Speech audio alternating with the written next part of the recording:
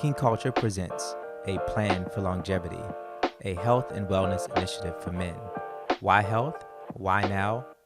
At King Culture, we're equipping men to become selfless leaders, and part of selfless leadership is developing a strategy that ensures not only your well-being, but the well-being of those you're responsible for.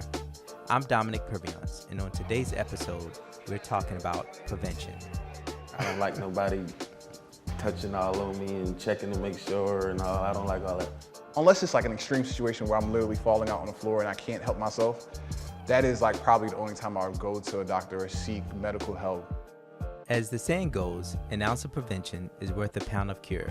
That's why on today's episode, we're discussing the best prevention strategies when it comes to your health and wellness.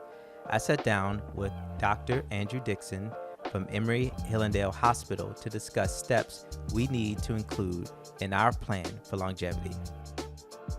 Stay tuned. The King Culture Podcast starts now. So I want to welcome you to the King Culture Podcast. This series is called The Plan for Longevity, and we're focused on helping men have a long-term plan for their health to lead to better long-term health outcomes. I want to welcome Dr. Dixon. It's good to have you here. Today we're going to be talking about prevention, things that we can do beforehand, before we have some medical issues, to help prevent some things that are preventable. And so I'm going to give Dr. Dixon a chance to introduce yourself and tell us a little about you and your background and what you do. Okay, my name is Andrew Dixon. I'm a practicing nephrologist. What that is that I see patients basically with kidney disease and hypertension. Is what I take care of mostly in my practice. And I've been doing this for about 30 years. Right, great.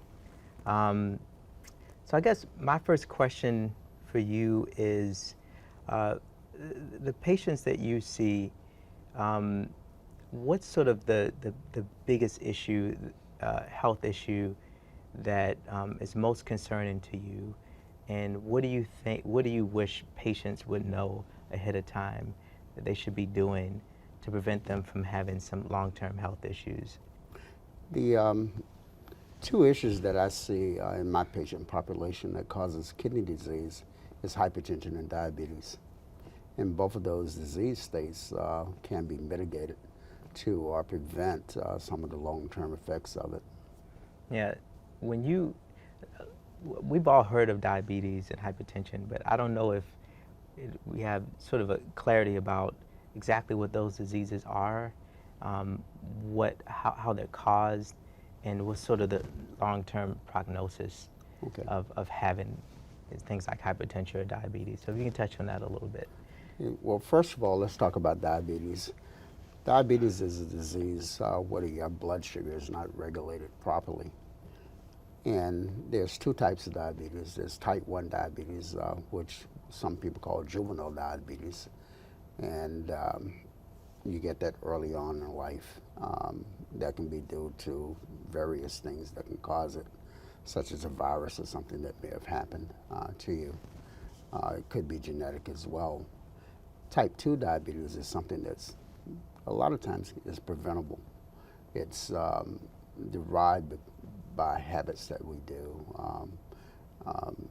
improper diet, gaining weight, not exercising. Those things can lead to type 2 diabetes.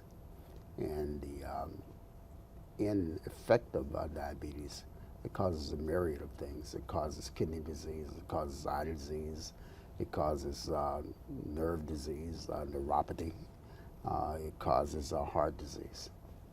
So managing diabetes is critical. A lot of the patients that I see do have diabetes, and it leads to their kidney disease, and they end up on dialysis. The other problem is high blood pressure or hypertension. And what hypertension is that your blood pressure is elevated over a normal range. Typically, we think that a blood pressure should be about 120 to 130 over about 70 to 80. The lower it is, the better it is. Even if it's 110, that's excellent. When the blood pressure begins to rise, it begins to damage the organs. And if it's extremely high, it'll damage your heart, it'll damage your kidney. It also can lead to strokes. So those things are somewhat preventable. How do you get high blood pressure? I don't think anyone really completely knows how that's done, but your diet and your exercise most certainly contributes to what happens with hypertension, because you can reverse it early on if you start paying attention to it. Now, there are some forms of hypertension that people get very early on in life, like a young man or young woman. If they have hypertension, they need to see a doctor, because the hypertension could actually be some sort of other disease state that's causing the hypertension. And if that's looked into and made sure that that's not what's happening, that can be treated and fixed early on, rather than having to suffer the devastating effects. All right. So, so when you talk about diabetes, you're saying type 1 is something you're born with. Type 2 is something that you develop normally by habit. No, type 1, you're not necessarily born with it. You get it early on. You get it early on. Right. Like in your teens or something like that, you can get type 1 diabetes typically. And it's based on habit, or there's some level of genetics associated? Some level of genetics is probably associated with it. And the same thing with hypertension. Hypertension normally is, it's not purely known whether it's just based on behavior or based on genetics, but certainly if you have certain types of behavior in terms of diet and exercise, there's a higher probability for you to have hypertension or high blood pressure. Is that? Well, yeah, there's probably a high ability that your hypertension will not be controlled. Okay. Whether or not you get it or not, it's what you do to fix it. It's what you do to mitigate the problems. You can actually, as I mentioned before, you can probably early on, by altering your diet and altering your exercise pattern and losing weight, probably stave off having problems with hypertension. Yeah. Now, as you get older, in your 50s and 60s, most people do have some form of hypertension, systolic hypertension, which is what we call it. And there's two forms of it. There's two things when you look at a blood pressure. You call it systolic reading, which is the top number, what most people see. And the bottom number is the diastolic blood pressure. And both of those numbers are very important as far as your health is concerned. Yeah, you're saying once people get in their 50s and 60s, is it just because you get older you have it, or is it because America and our diet? People, older people normally, okay, they can have, not all of them, but you do see a more prevalence of systolic hypertension in elderly people. Now, let's back up for a second, because our target group here is younger guys, like 18 to 34. Right. Like, man, I don't have to worry about this. This is something, first of all, when you're young, you're like, 40 seems like forever away. At 50, I don't know if that's ever going to happen. So why do I need to worry about that when I'm young? And how should I be thinking about it? And what should I be doing to sort of prevent me from having some longer term issues in this area? Yeah, the reason why you need to worry about it is because those two diseases that I mentioned, I see people on dialysis that are 20, 18. Yeah. So obviously there are some things that are going on that you need to know about and that you need to take care of prior to that. The reason why you need to know, especially as you get older, is that the effects that it does on your body, they call hypertension a silent killer for a reason. You don't know that it's happening to you until all of a sudden it hits you. And then that's when you're in trouble. So it's called a silent killer. It really doesn't have a lot of effects that you actually notice. And the only way that you would know that is being checked regularly, making sure that those numbers are looked at, and you're seeking care. Yeah, so it's essentially, even if you're young, it's no guarantee that you can't get some of these conditions at an earlier age. That's correct. And just in general, like if you plan to be here for a long time, you need to think about this a lot earlier and be aware of it. So sort of on those lines, you mentioned diet and exercise. Those are really broad topics, and there's a lot of information that you get from the internet and from the public just about different diet and exercise routines and things that you should do. A lot of the young men are just into just physical fitness in general, and they're not, it's nothing intentional that they're doing relative to their health. They just enjoy playing ball or whatnot.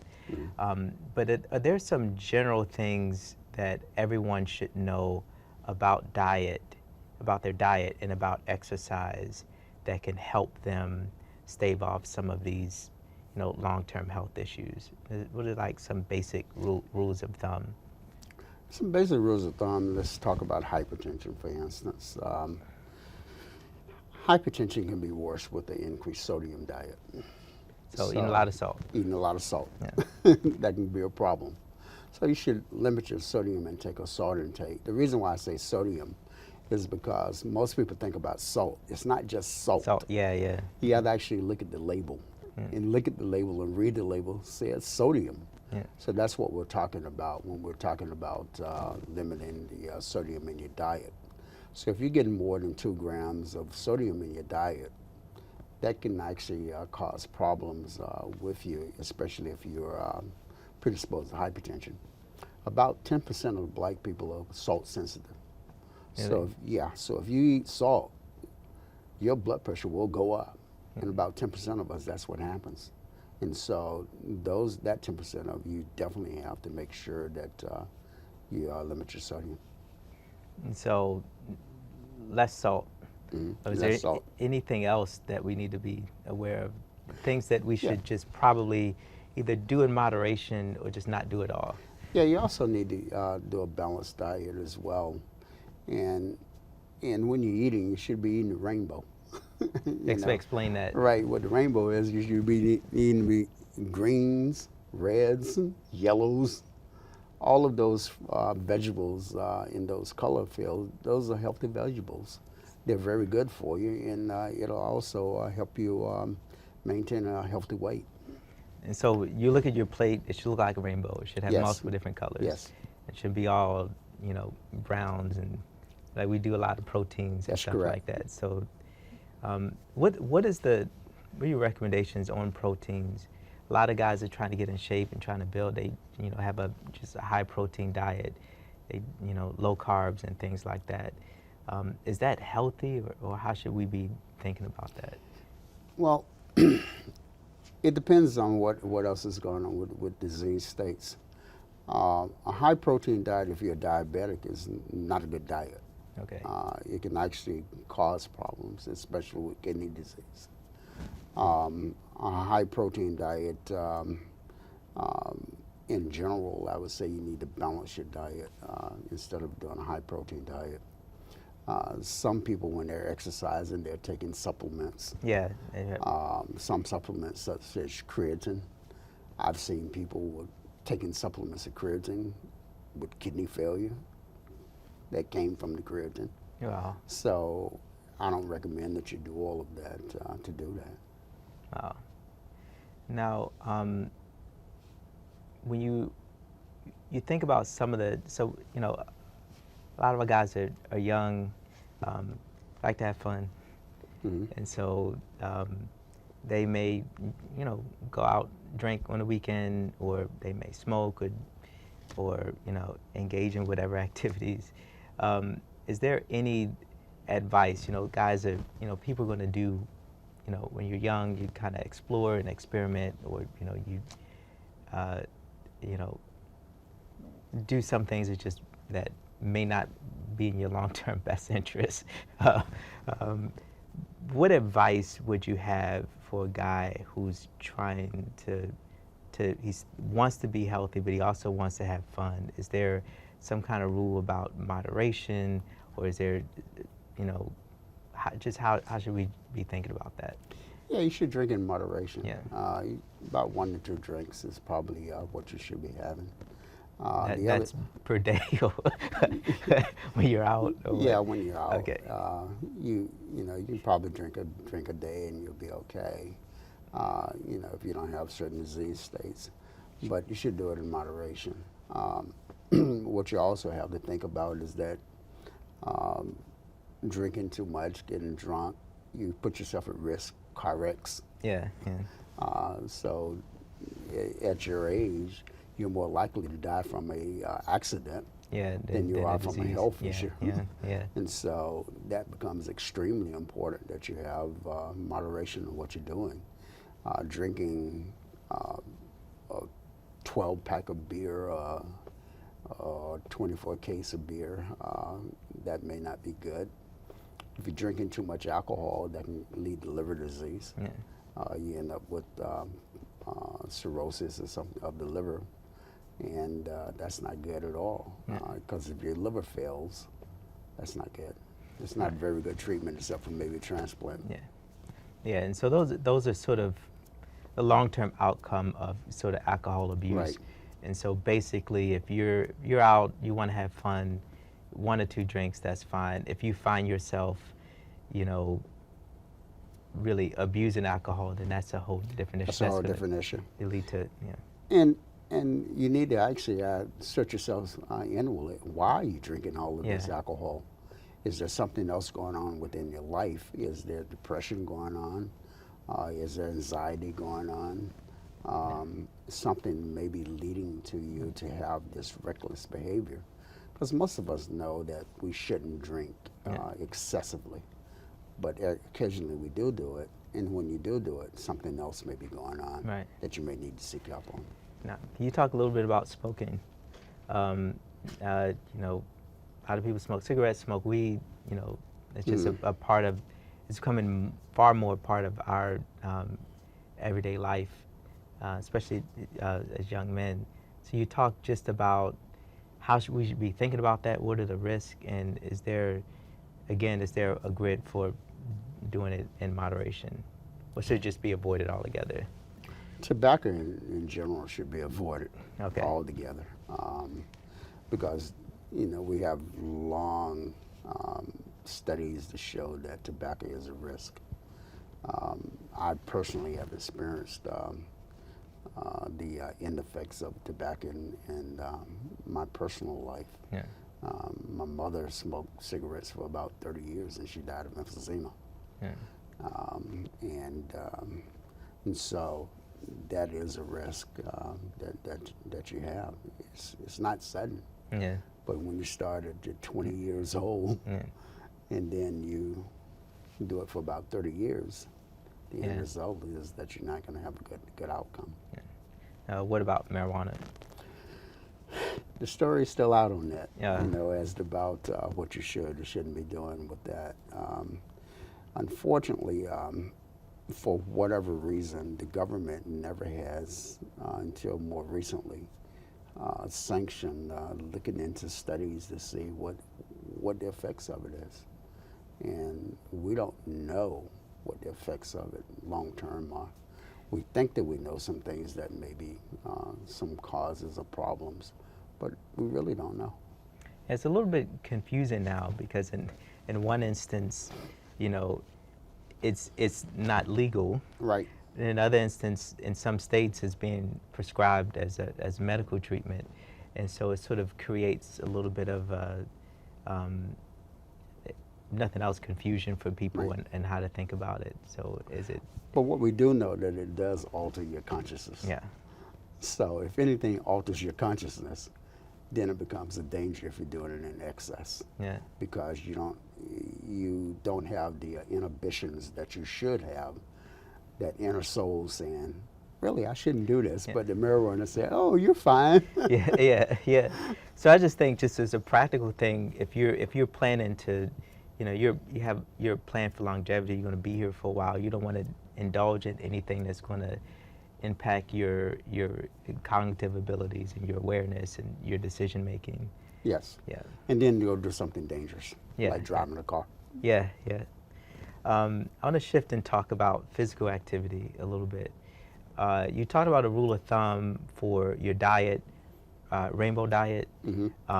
Small plate, I didn't mention Yeah, that. yeah, that's other things. So, what in terms of portions, what should be our thinking or habit around how much we're eating? Yeah, what is happening with American society, and it's happened for a long time, is that when I first grew up, you had small portions. Then all of a sudden, the restaurant industry, Yeah. you go to the restaurant, you get this huge plate, and then you start eating all of this food. And with that, your weight starts to expand. Yeah, yeah. So the amount of food that you eat, has a lot to do with that. And it also varies as to what your activity is. Yeah. If you have a lot more activity, you can eat a little bit more. But if you're sedentary, you need to eat less, so that you won't be gaining that weight. So if you're an athlete and you're like Michael Yeah. Phelps, You can eat. You can eat. But if you sit in the office all day and you're Yeah. working at your desk, you probably want to eat smaller You portions. probably want to eat a smaller portion, about an 8-ounce plate instead of that 12-ounce plate or 10-ounce plate. Now, in terms of how many times a day you should eat, it's just, it should be spaced out. Your breakfast, lunch, and dinner. We talked about intermittent fasting. There's a lot of people that are beginning to do intermittent fasting, and that's been shown to help people lose weight and regulate some things. The endocrinologist is probably not going to sanction that right now because they feel that you should eat on a regular basis and be treated with your medications to control your diabetes. Right. And so, I think that a little bit more studies will help with that in the future. But I think it's going to be something that people will do, and I think it's going to be a healthy lifestyle for a lot of people. So you think that's healthy, but one caution, if you're taking medication, Right. you need to eat regularly to make sure Yeah. that. Now, in terms of times, I had a habit of eating late at night and didn't know that, that's probably not the best thing for you to just eat and then lay down. So are there any best practices that we should know in terms of when to eat and when not to? Yeah, you probably should not eat anything about 2 hours before you go to bed at least. Give your body a time to metabolize the food that you're eating before you lie down and go to sleep. Typically, if you can, you probably should eat about 5 or 6 o'clock in the evening. Depends on what time you go to bed. And then that'll help you do that. Right. Good advice. Let's go back to physical activity for a second. So we got the rainbow diet, we got some of the basic things, rules of thumb. What's a basic rule of thumb about physical activity that sort of, if you're not the athlete, but you're just a regular person, what should you be incorporating into sort of your daily routine? Best thing to do is move. Yeah. I recommend the simplest thing you can do is walk. Yeah. If you don't do anything else, get up and walk. Yeah. Walking 10,000 steps has been shown to be advantageous. That's something you can do. Doesn't cost any money. Yeah. So it's very simple to do. So walking is good. If you like running, you can run. But as you get older, you're going to start tearing up those knees. It's a little bit harder. Yeah, it becomes a little harder. Now, is there a rule of thumb about how much time a day or how much activity is Yeah, you should healthy? do about 20 to 30 minutes a day to do it. And what you probably should do is that you actually have to pay attention to your muscles. Yeah. And so you should do some, not only cardio, you probably should do some exercise to strengthen your muscles as well. So some kind of strength building as Right. well as cardio. Right. Cardio, 20 minutes a day. Right, at least. Now, how does this benefit you in terms of your health-wise? Your health, just exercising every day. What's the health benefits? It's your heart. It's your heart. Yeah, if you can keep your heart in good shape, it benefits you. And it also will lower your blood pressure as well. You can lower your blood pressure anywhere from 4 to 5 points with that good exercise. Someone explained to me like the heart is like a muscle, and Yes. just like every other muscle in your body, it needs You to have be to exercise it. need to exercise it. It's good stuff. In terms of how we should be you know, examining ourselves and looking for signs of health issues, what's some of your advice of things we should be looking for, things that are early signs that we may have a problem, and that we may need to seek some medical treatment for? Well, I'll look more to what I do. Okay. With what I do, if when you urinate and you see soap suds in the bowl, there's something wrong. Really? If you urinate and it looks like a beer head, you need to see a doctor because you may be spilling protein in your urine. Yeah. And that's an early indication that you may have early kidney disease. And so that needs to be looked at immediately. Yeah. If you urinate in you have blood in your urine, that needs to be looked into immediately.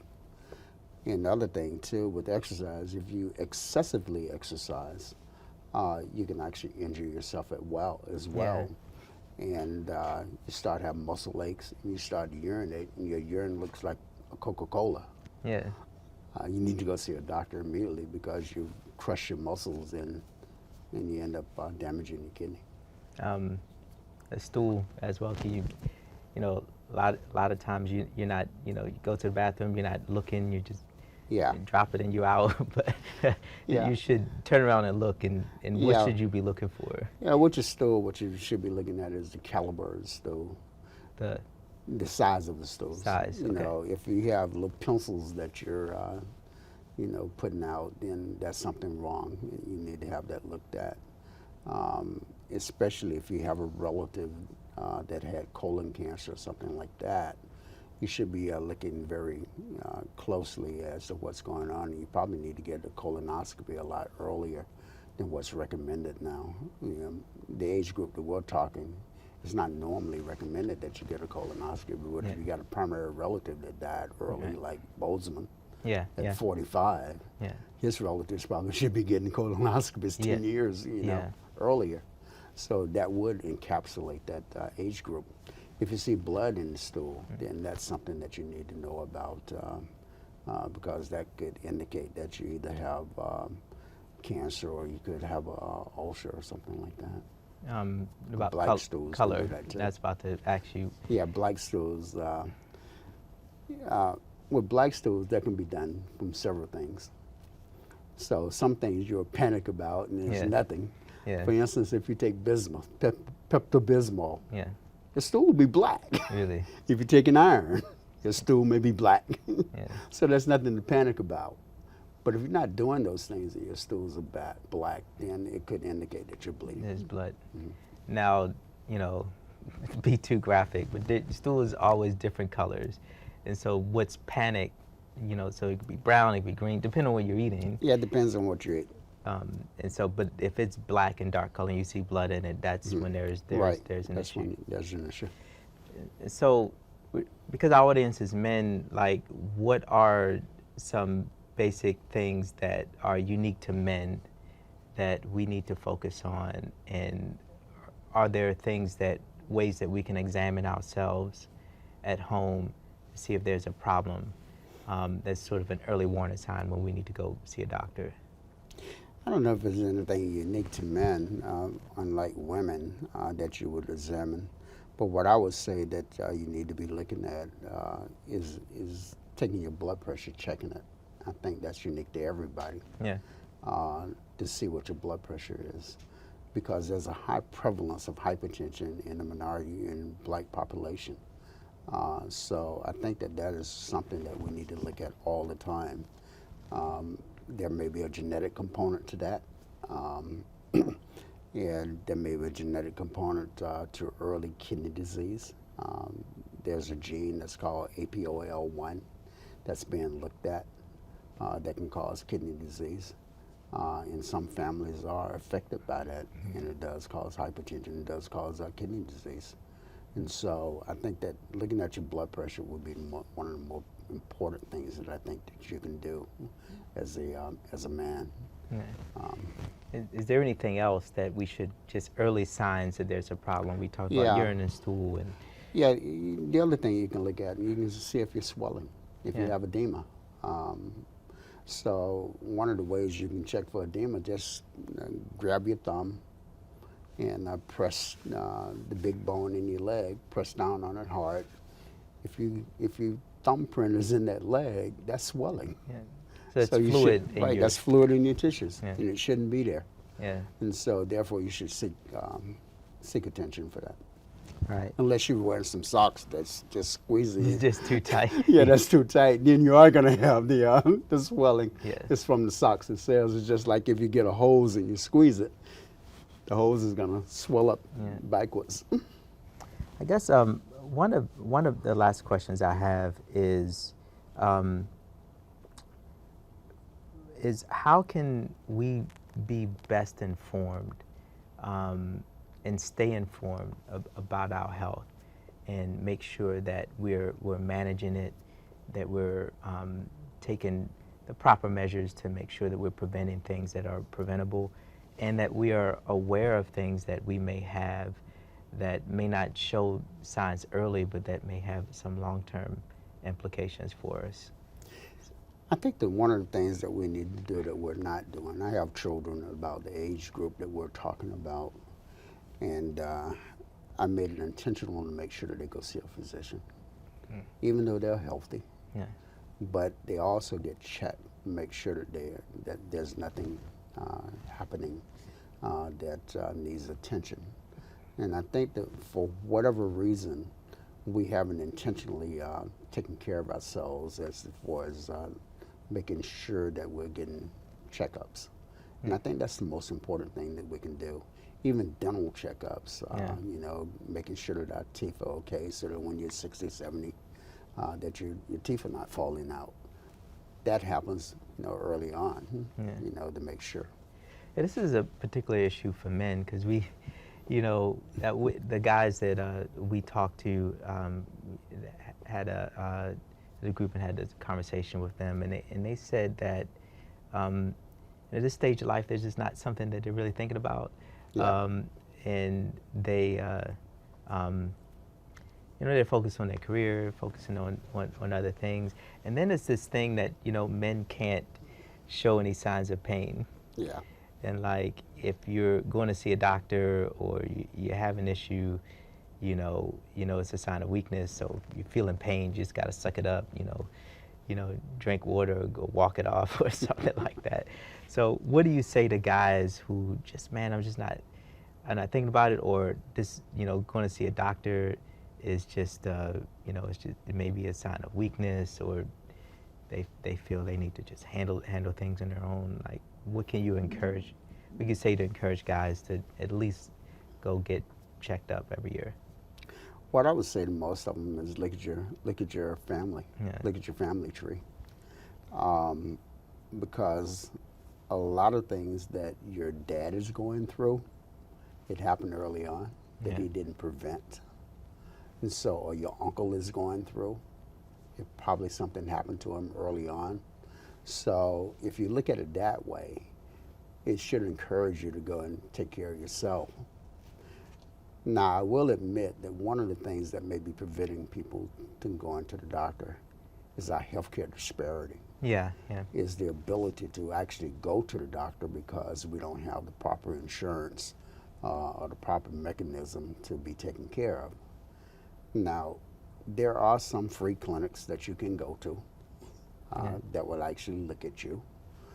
Some of them means tested, you know, that you can pay a nominal amount. You know, I actually volunteer for a clinic that I do about once a month, and look at patients.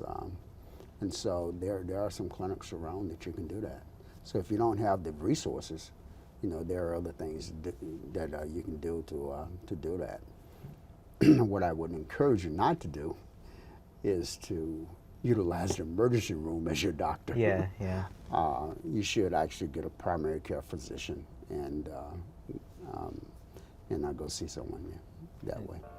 So, all right. Thank you, Dr. Dixon. It's You're been a pleasure. All right. Thank you. Thanks for listening to this edition of the King Culture Podcast. For more information on a plan for longevity, visit us online at kingculture.org and fill out your personal health inventory. Follow us on social media at King Culture Inc. And don't forget to like, comment, and subscribe.